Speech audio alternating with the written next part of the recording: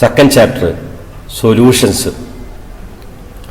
ഈ ക്ലാസ്സിൽ പഠിക്കുന്നത് what are solutions and which are different types of solutions.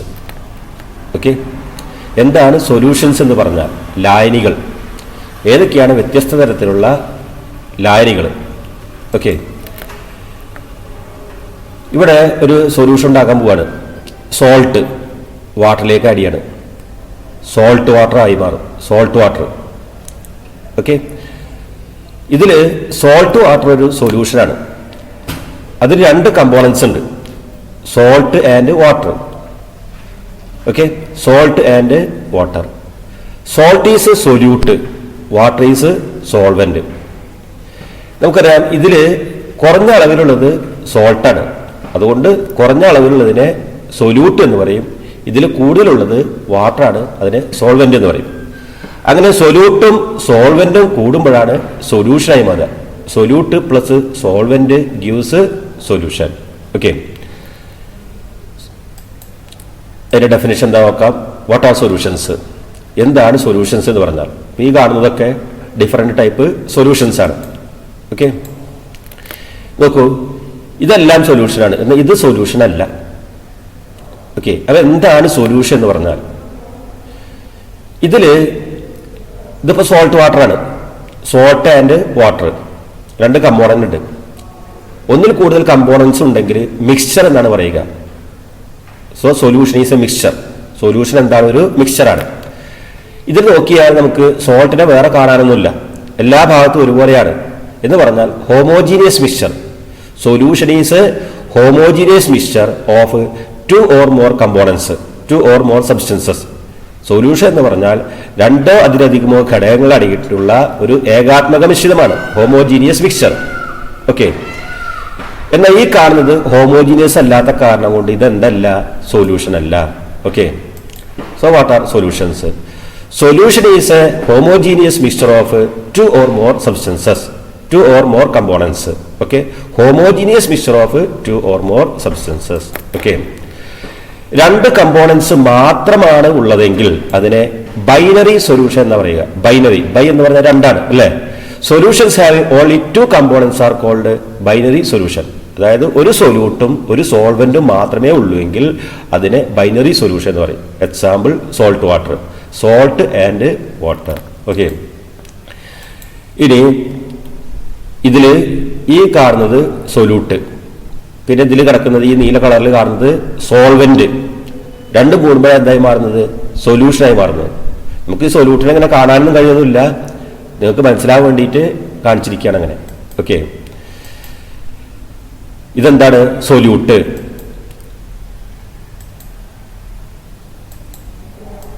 ഇതെന്താണ്? സോൾവെന്റ്. അപ്പൊ സൊല്യൂട്ട് ആൻഡ് സോൾവെന്റ്. സൊല്യൂട്ട്, സൊല്യൂട്ടിനെ ബി എന്ന് എഴുതാറുണ്ട്, ബി അല്ലെങ്കിൽ 2. സോൾവെന്റിനെ എ എന്ന് എഴുതും, സോൾവെന്റിനെ എന്തെഴുതും? എ എന്ന് എഴുതും. അപ്പൊ എന്താണ് സൊല്യൂട്ട് എന്ന് പറഞ്ഞാൽ? The substance present in the smaller amount, കുറഞ്ഞ അളവിൽ അടങ്ങിയിട്ടുള്ളതിനെ എന്ത് പറയുക? Solute. Solvent the substance present in larger amount, കൂടുതൽ അളവിലുള്ളതിനെ സോൾവെന്റ് എന്ന് പറയും. ഓക്കെ, അല്ലെങ്കിൽ the substance dissolved is called solute. The medium in which dissolution takes place is called solvent. Solute plus solvent gives solution. Okay. ഇതില് solvent water ആണെങ്കിൽ പറയുന്നതാണ് aqueous solution. When the solvent is water, the solution is called aqueous solution. Okay. ഇനി പഠിക്കാൻ പോകുന്നത് classification of solution. Based on the physical state of solute and solvent, there are 9 types of solutions. അതായത് സൊല്യൂട്ടിന്റെയും സോൾവെന്റിന്റെയും physical സ്റ്റേറ്റിന്റെ അടിസ്ഥാനത്തിൽ, ഭൗതികാവസ്ഥയുടെ അടിസ്ഥാനത്തിൽ സൊല്യൂഷൻസിനെ 9 classify ചെയ്തിട്ടുണ്ട്, തരംതിരിച്ചിട്ടുണ്ട്. Okay, അത് എന്തൊക്കെയാ നോക്കാം. ഈ 9 9 ടൈപ്പ് ഉണ്ട്. ആ 9 ടൈപ്പ് വരുന്നത് 3 ടൈപ്പിലാണ്: gaseous solution, liquid solution and solid solution. Gaseous solution, liquid solution and solid solution. അതായത് ഈ 9 ടൈപ്സും കൂടിയിട്ടാണ് 3 ടൈപ്പിൽ വരുന്നത്. ഓക്കെ, അപ്പൊ ടൈപ്സ് ഓഫ് സൊല്യൂഷൻ ചോദിച്ചാൽ 3 ടൈപ്പ് ഏതൊക്കെയാണ്? Gaseous solution, liquid solution and solid solution. ഇതിൽ ഓരോന്ന് ഡിഫറൻസും വരുന്നുണ്ട്. അങ്ങനെയാണ് 9 ടൈംസ് വരുന്നത്. 9 ടൈപ്സ് വരുന്നത്. ഓക്കെ, അപ്പൊ ഗ്യാഷ്യസ് സൊല്യൂഷൻ എന്ന് പറഞ്ഞാൽ അതിന്റെ അപ്പിയറൻസ് ഗ്യാസ് പോലെ ആയിരിക്കും ഉണ്ടാവുക. അത് കാണപ്പെടുന്നത് ഗ്യാസ് പോലെ ആയിരിക്കും, ആ സൊല്യൂഷൻ ഗ്യാസ് പോലെ ആയിരിക്കും. അതാണ് ഗ്യാഷ്യസ് സൊല്യൂഷൻ. ലിക്വിഡ് സൊല്യൂഷൻ എന്ന് പറഞ്ഞാൽ ആ സൊല്യൂഷൻ ഏതുപോലെ ആയിരിക്കും ഉണ്ടാവുക? ലിക്വിഡ്, ദ്രാവക രൂപത്തിലായിരിക്കും ഉണ്ടാവുക. സോളിഡ് സൊല്യൂഷൻ, ആ സൊല്യൂഷൻ സോളിഡ് സ്റ്റേറ്റിലായിരിക്കും, ഖരാവസ്ഥയിലായിരിക്കും. ഓക്കെ, ഗ്യാഷ്യസ് സൊല്യൂഷന് പല ടൈപ്പ് വരുന്നുണ്ട്, 3 ടൈപ്പ് വരുന്നുണ്ട്. അത് ഏതൊക്കെ നോക്കാം. ഞാൻ ആദ്യം എക്സാമ്പിൾ പറയാം. Mixture of nitrogen and oxygen. നമുക്കറിയാം നമ്മുടെ എയറിൽ മെയിൻ കമ്പോണന്റ് നൈട്രജൻ ആണ്, രണ്ടാമത് വരുന്നത് ഓക്സിജൻ ആണ്. വേറെ ചില കമ്പോണൻസ് ഉണ്ട്. ഓക്കെ, നൈട്രജനും ഗ്യാസ് ആണ്, ഓക്സിജനും ഗ്യാസ് ആണ്. അപ്പൊ ഇവിടെ സൊല്യൂട്ടും ഗ്യാസ് ആണ്, സോൾവെന്റും ഗ്യാസ് ആണ്. കുറഞ്ഞ അളവിലുള്ളത് ഏതാണോ അത് സൊല്യൂട്ട്, കൂടുതലുള്ളത് ഏതാണോ അത് സോൾവെന്റ്. ഇപ്പൊ ഇവിടെ നൈട്രജനും ഓക്സിജനും, ഇപ്പൊ നമ്മുടെ എയർ എടുത്തു കഴിഞ്ഞാൽ കൂടുതൽ നൈട്രജൻ ആയതുകൊണ്ട് നമുക്ക് നൈട്രജനെ സോൾവെന്റ് ആയിട്ട് എടുക്കാം, ഓക്സിജൻ കുറവായതുകൊണ്ട് സൊല്യൂട്ട് ആയിട്ട് എടുക്കാം. ഓക്കെ, എന്തായാലും ഇവിടെ രണ്ടും ഏത് സ്റ്റേറ്റിലാണ്? ഗ്യാഷ്യസ് സ്റ്റേറ്റിലാണ്. ഓക്കെ, അത് നോക്കിയാൽ കാണപ്പെടുന്നതും ഏത് രൂപത്തിലാണ്? ഗ്യാസ് രൂപത്തിലാണ്. അതുകൊണ്ട് അത് ഏത് ടൈപ്പ് സൊല്യൂഷനാണ്? ഗ്യാഷ്യസ് സൊല്യൂഷനാണ്.